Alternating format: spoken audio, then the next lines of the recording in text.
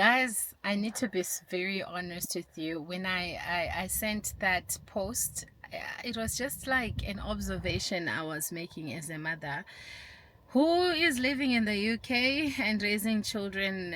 And I'm just trying to give my kids the best in every way that I can. And this is like a personal pain for me. I genuinely didn't expect it to go this far and wide. And I think this is where it should be going.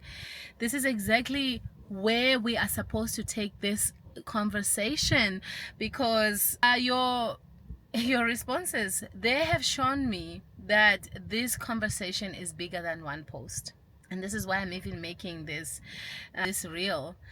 We are all trying our best for our children, and I am not in any position to judge you, because I'm also a parent who is also trying to make my children, to teach my children my language, to preserve it, to preserve my culture, to give them a piece of me, so that even when the world is shaking them, they have somewhere where they can anchor themselves. So I know some people are saying, oh, leave us alone, we're coming from shifts, we are exhausted. And I totally understand, because I'm also in the same predicament. And also some people are like, it's not that deep. Is it not? Is it really not that deep?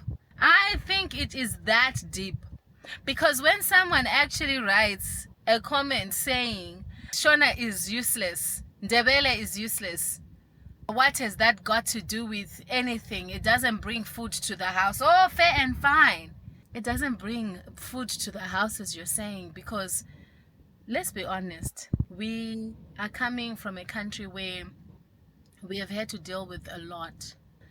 I mean, besides colonization, we are now dealing with economic situations that have led a lot of people to get out of Zimbabwe, to go to different places, Canada, UAE, the UK, Australia, everywhere.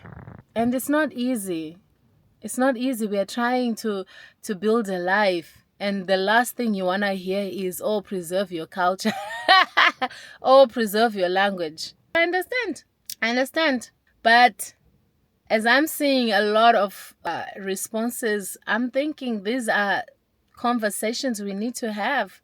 As mothers, these are the conversations. As fathers, as parents, these are the conversations we need to have.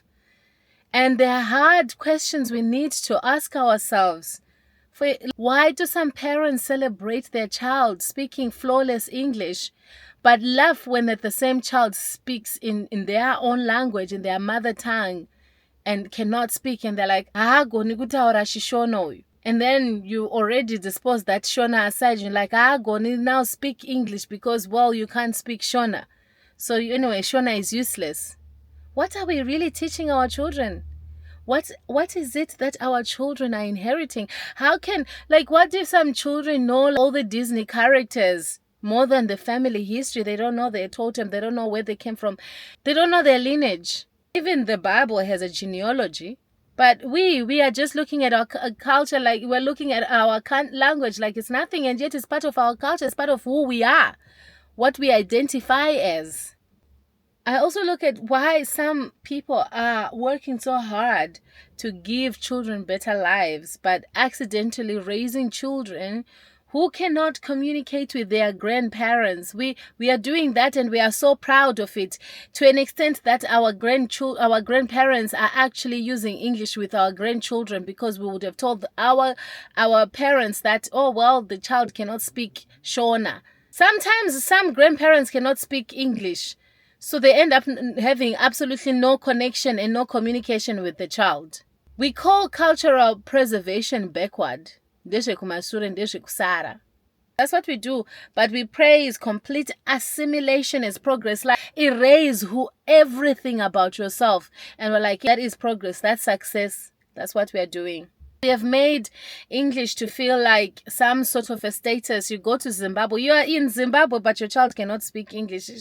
Seriously, this is what's happening. Because I was in Zimbabwe, my children,